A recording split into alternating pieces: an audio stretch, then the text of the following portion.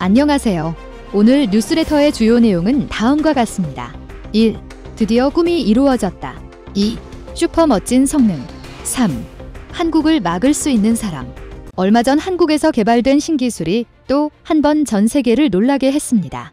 한국의 연구진이 전 세계 과학자 중 누구도 생각지도 못한 방식을 통해 인공태양 핵융합 발전의 상용화를 수십 년 앞당겼다는 평가를 받고 있다는데요. 한번 자세히 알아보겠습니다. 최근 몇 년간 급격한 기후변화로 인한 역대급 재난에 온 지구촌이 신음하고 있습니다. 전문가들은 이러한 기후변화의 원인으로 화석 연료를 입을 모아 지목하는 상황. 이제는 인류의 존속을 위해서라도 하루빨리 화석 연료를 버리고 탄소 배출을 억눌러야만 합니다. 한편 러시아는 우크라이나를 침공하면서 부족한 명분으로 국제사회에서 고립되자 압도적인 천연가스 생산량을 무기 삼아 전 세계를 위협하기 시작했는데요. 러시아의 에너지 자원 무기화에서 벗어나기 위해 온 지구가 발버둥을 치다 보니 세계 각국은 화석 에너지라는 단 한 가지 에너지원에 의존하는 것이 얼마나 위험한지 깨닫게 되었습니다. 이러한 급박한 상황 변화 때문에 어느새 전 지구의 수건 사업이 된 무한한 에너지원의 발굴. 하지만 현 인류의 기술로 상용화될 가능성이 있는 유일한 선택지는 핵융합뿐인데요. 이 새로운 희망, 혹은 미지의 금광에 전 세계가 뛰어들어 기술 개발에 열을 올리고 있습니다. 석유를 생산하는 산유국이 20세기와 21세기에 무소불위의 힘을 휘둘렀다면 미래에는 이 핵융합 기술을 손에 넣는 나라야말로 전 세계의 역학관계를 재정립할 것으로 보입니다.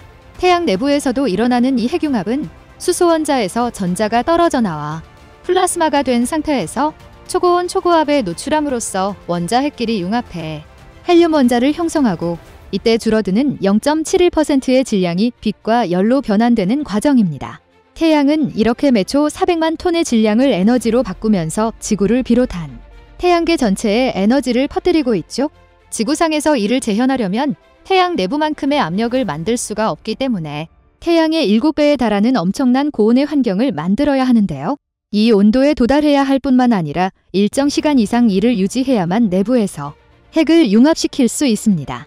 수소 1kg을 투입한 핵융합으로 얻을 수 있는 에너지의 양은 638TJ로 이는 석탄 2만 1000톤, 석유 1250만 리터에 해당하는 에너지이며 26만 마력의 리미츠급 항공모함을 약 38일이나 가동할 수 있는 어마어마한 효율을 자랑합니다. 바다에 있는 수소만으로 계산해도 인류가 200억 년 동안 쓸 수 있는 에너지가 나오기 때문에 사실상 무한한 에너지원인데도 100% 안전하고 방사능이나 유해 물질도 내놓지 않습니다. 제어에 실패해도 그냥 내부의 수소 플라스마가 식어서 기체로 돌아갈 뿐. 원자력 발전소처럼 연쇄 반응으로 대형 참사가 일어날 가능성이 전혀 없죠. 그리고 반응의 결과물이 에너지와 헬륨뿐이라서 매연을 뿜는 화력 발전이나 방사성 폐기물을 내놓는 원자력 발전과 달리 환경을 해치지도 않습니다. 그 장점을 늘어놓는 것만으로도 마치 꿈과 같은 기술입니다. 한국 역시 일찍이 그 가능성을 알아보고 1995년부터 핵융합 기술 연구에 돌입했는데요. 화석 에너지라고는 한 줌의 천연가스뿐인 자원 불모지에 털을 잡고 있는 한국이 언젠가 미래의 에너지 독립을 이룰 수 있는 유일한 방법이라고 여겨졌기 때문이죠. 그래서 지금에 이르기까지 무려 27년간 지속적인 여론의 지지를 받고 있습니다. 덕분에 한국은 압도적인 기술력으로 누구도 따라잡을 수 없는 성과를 보여주며 핵융합 분야를 선도하는 국가가 되었습니다. 한국이 늘 그래왔듯 축복받은 인적 자원에 투자해서 세계적인 경쟁력을 손에 넣은 것이죠. 한국은 2007년 독자 개발한 한국형 토카막 핵융합 실험로 KSTAR에서 연구를 이어가고 있습니다. 세계 최초로 초전도 자석을 사용한 KSTAR는 타 융합로 대비 훨씬 강력한 자기장을 이용할 수 있으며 냉각 부담도 적습니다. 지름 10m, 높이 6m, 콘크리트 벽의 두께만 1.5m로 사용된 시멘트의 양이면 아파트 3,000가구를 지을 수 있다고 하죠. 게다가 이만한 규모면서도 엄청나게 섬세하고 정밀한 조정이 가능하다고 합니다. 이러한 최첨단 시설 덕분에 핵융합 발전의 필수적인 초고온과 수소 플라스마 유지 시간 양쪽에서 한국은 세계 신기록을 보유하고 있습니다. 그런데 이번에 개발한 신기술로 한국이 기존의 기록을 다시 한번 갈아치우며 신기록의 자체 갱신까지 성공한 것입니다. 한국 연구진이 세운 기록은 섭씨 1억도에서 30초로 기존 1억도에서 20초 기록에서 또 한 번 많이 늘어난 성과입니다. 미국, 일본, 중국도 핵융합 개발에 투자하고 있지만 아직 1억 도에서 10초 이상 유지하는 것조차 이루지 못하고 있죠. 중국은 얼마 전 1억 2천만 도에서 1000초 이상 플라스마를 유지했다며 보도를 냈지만 융합 반응에 참여하는 원자핵이 아니라 전자를 가열한 것으로 교묘하게 말장난해서 성과를 부풀린 것이었습니다. 북한은 아예 가열 없이 상온에서 핵융합하는 융합로를 만들었다며 유사과학에나 나올 법한 주장을 해서 그 누구도 진지하게 받아들이지 않고 비웃음만 샀죠. 아직 세계 어느 나라에서도 한국의 기술 수준을 따라오지 못하고 있는 것입니다. 이런 가운데 한국이 신기술까지 만들어내며 압도적 격차를 벌리기 시작했습니다. 지난 8일 굴지 학술지 네이처에 게재된 한국 연구진의 신기술은 핵융합로의 플라스마 운전 방식을 기존과 전혀 다른 방식으로 바꾸는 것이었는데요. 기존의 핵융합로를 운전했던 방법은 H양식이라고 불리는데 현재 대부분의 연구자가 활용하고 있으며 핵융합로가 상용화된 후에도 기본적으로 채택될 운전 방법으로 꼽힙니다. 하지만 이 H양식에는 치명적인 단점이 있는데 플라스마 가장자리에 형성되는 장벽을 활용하다 보니 임계치를 넘는 압력을 받을 때 장벽이 풍선처럼 터지면서 뿜어져 나오는 초고온의 플라스마가 핵융합로 내벽에 손상을 입힌다는 것입니다. 이 경계면 불안정 현상, ELM을 제어하기 위해 연구자들은 더 안정적인 플라스마 운전 양식을 찾기 위해 노력하고 있었는데요. 한국 연구진이 이번에 H양식을 대체할 수 있는 FIRE 모드를 새롭게 개발한 것입니다. FIRE 상태는 아예 플라스마 장벽을 이용하지 않기 때문에 ELMOI 발생하지 않으며 가열 시 발생하는 고속 이온을 이용해 난류를 안정화하고 온도까지 빠르게 끌어올릴 수 있어 운전 제어도 용이합니다. 나용수 서울대 교수는 FIRE 상태는 예측한 대로 실험이 진행되지 않았던 실패한 실험 결과를 분석하다가 새롭게 얻어진 창의적인 결과물로 한국의 핵융합 연구가 기존과 다른 독창적인 방식으로 이뤄질 수 있음을 보여준 사례라고 강조했습니다. 이어 이러한 초고온 플라스마 운전 영역 발견은 KSTAR과 초정밀 도로 건설되었기에 가능했던 결과이자 국내외 대학과 연구소의 긴밀한 협력으로 가능했다고 밝혔습니다.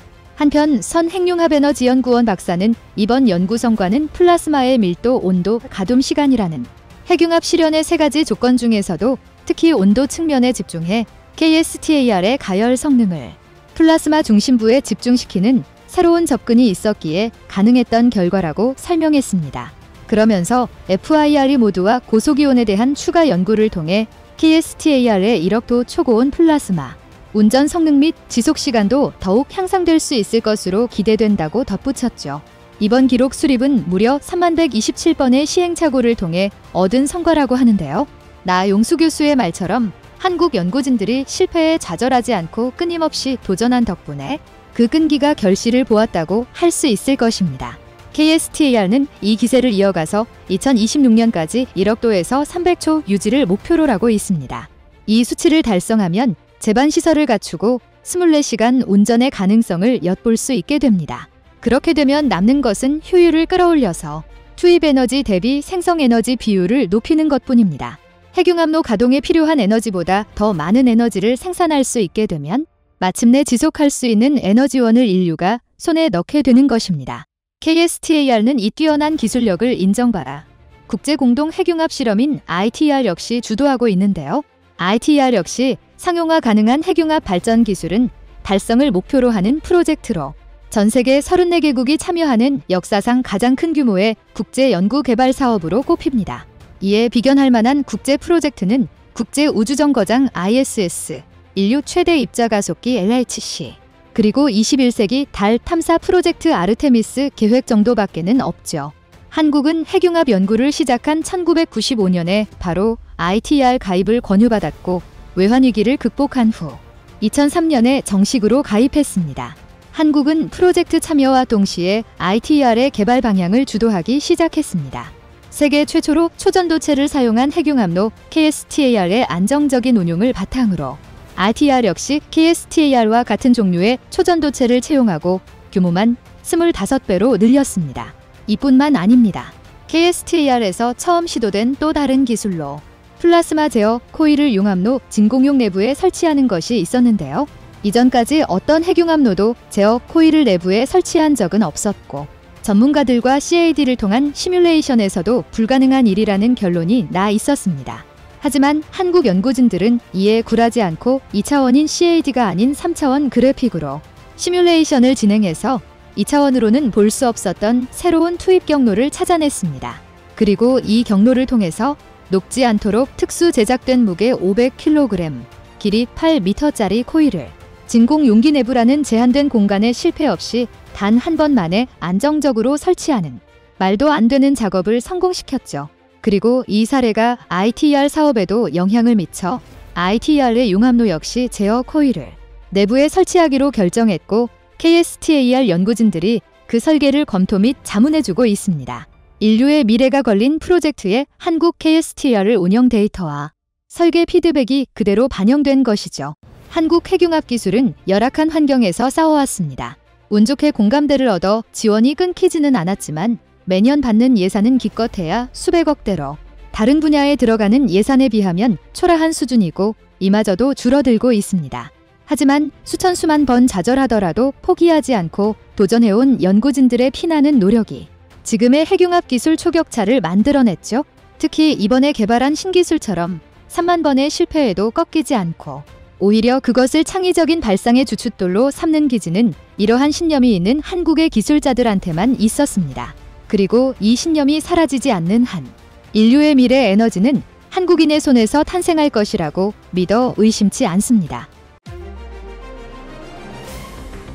최근 국산 초음속 전투기 KF-21 보라매와 해군 이지스함에 장착하는 능동 전자 위상 배열 A사 레이더와 전기차에 들어가는 차세대 전력 반도체 소자가 국내 기술로 개발됐다고 밝혀 한국은 외신을 깜짝 놀라게 했는데요. 국내 반도체 산업 경쟁력은 물론 자주국방에 필요한 기술 자립과 방위력 개선에 도움이 될 것으로 기대를 모으고 있는 상황입니다. 한국전자통신연구원은 한국이 세계적 수준의 300W급 S대역 질화갈륨 전력 소자 기술을 개발했다고 밝혔는데요. 개발 완성으로 북한 및 적들의 SLBM 발사를 감지하는 레이더 성능 향상도 대폭 향상될 것으로 기대를 모으고 있는데요. S대역은 2에서 4GHz 주파수 대역으로 군 레이더나 5세대 이동통신, 무선랜, 블루투스 통신에서 쓰는 주파수대인데요.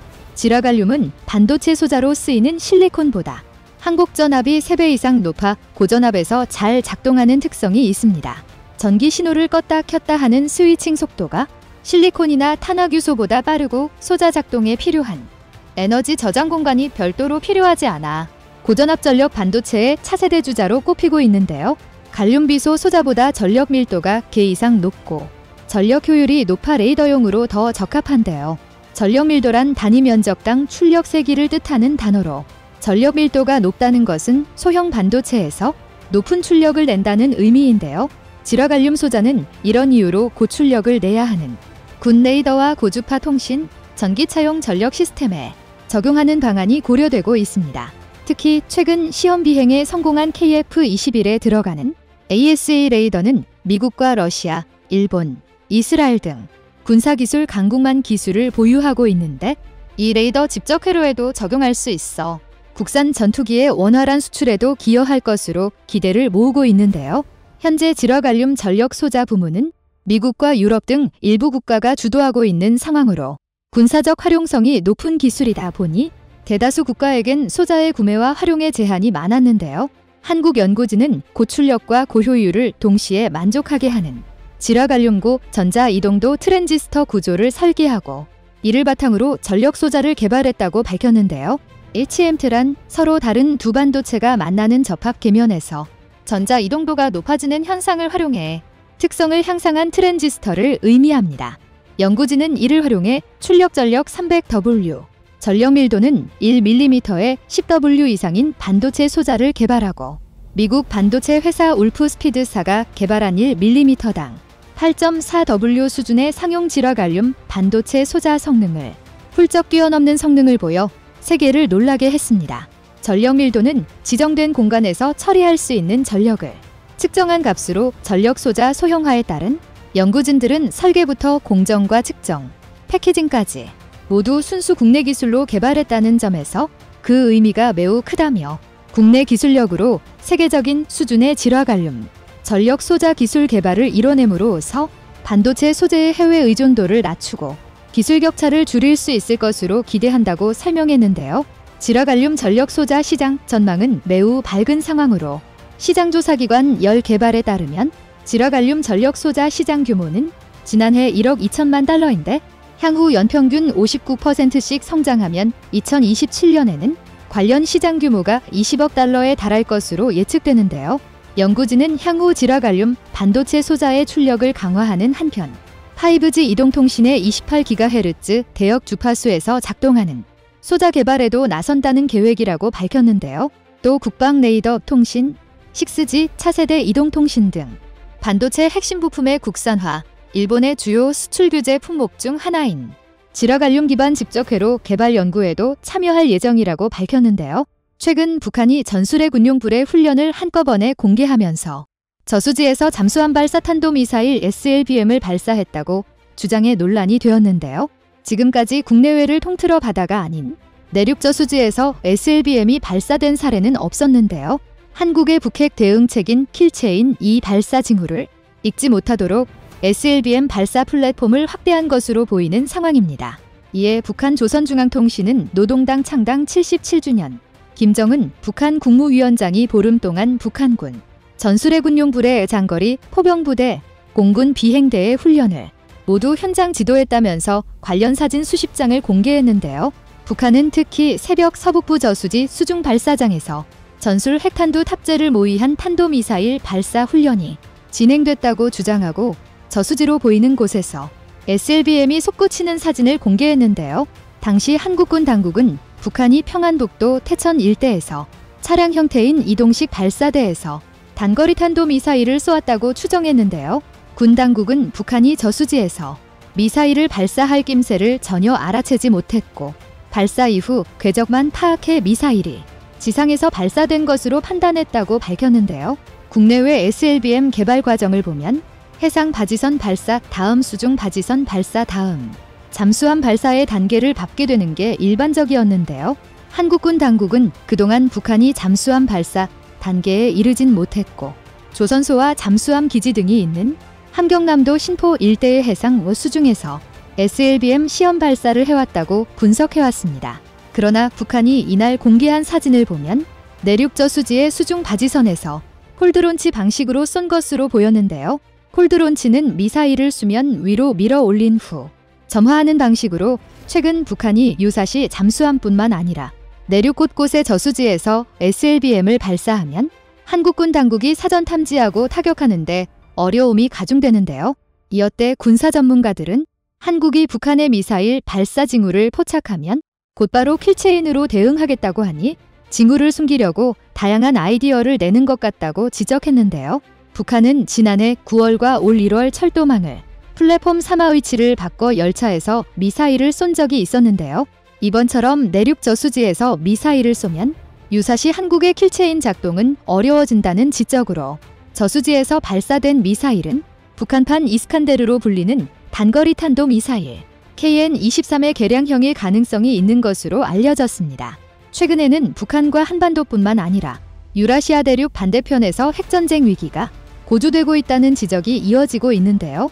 러시아는 지난달 말 점령 중인 우크라이나 돈바스 지역 주민투표를 통하여 정식 영토로 편입시켰으며 이제 러시아의 이 지역에 대한 외부의 공격은 자국 영토에 대한 공격이 이루어진다고 강조했는데요. 이와 때를 같이 해서 최근 한반도에서는 핵전쟁의 위험성이 부쩍 많이 거론되고 있는 상황으로 한반도의 안보 상황에서 2022년에 나타난 중요한 변화는 핵전쟁 위험성의 증가라 할 수 있는데요. 최근에도 북한 노동당 정치국 회의에서 김정은 북한 국무위원장은 미국과 남한에 대한 기대를 완전히 접고 그동안 유지해왔던 핵무기와 대륙간 탄도미사일 ICBM 시험에 추정되는 탄도미사일 시험 발사를 실행에 옮겼으며 한미일 정부관리들과 전문가들은 추가 핵실험 가능성을 꾸준히 제기해왔는데요. 한국은 현재 삼축체계 구축에 박차를 가하는 상황으로 삼축체계는 북한의 핵미사일 공격 징후를 탐지하여 선제 타격으로 이를 무력화하는 작전을 말하는데요. 한미연합훈련도 을지 자유의 방패라는 새 이름을 달고 이를 정상화했는데요.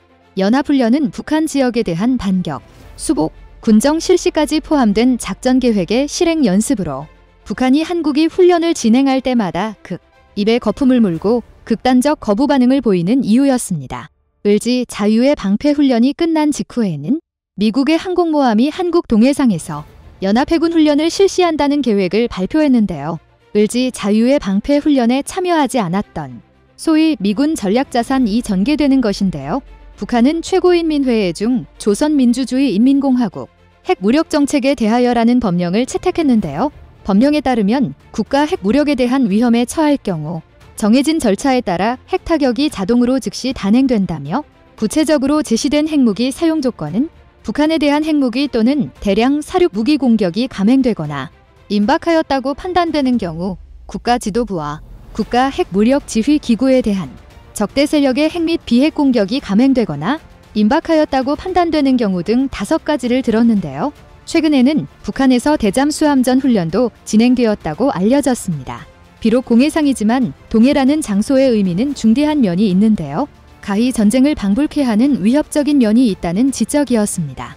한편 북한은 한미1 항모전단 연합훈련에 맞대응하여 북한군 전술핵 발사 훈련을 진행하고 역사상 처음으로 내륙 지역에서 전투기 150대가 동시에 출격하는 훈련을 벌였는데요. 특이한 것은 9월 발사된 단거리 미사일은 한미 정보 판단과 달리 저수지에서 발사된 것으로서 전략 핵잠수함을 완성하기 전 먼저 잠수함 발사 탄도미사일 SLBM 성능을 검증한 것으로 보였는데요. 그야말로 모든 가용 수단을 총동원한 군사력 시위라 할 수 있다는 지적이었습니다. 더 중요한 것은 김정은 위원장이 훈련을 직접 지도하면서 대화할 필요성을 느끼지 않는다. 핵 전투 무력을 백방으로 강화해야 한다. 상응한 군사적 대응 조치를 강력히 실행해야 한다고 언급했다는 점이었는데요. 한국을 향한 위협이 현실화하고 있는 만큼 라이브 튜브 레이더 탐지 기술도 하루빨리 개발시켜 미사일의 움직임을 정밀 감시해야 한다는 지적이 이어졌습니다.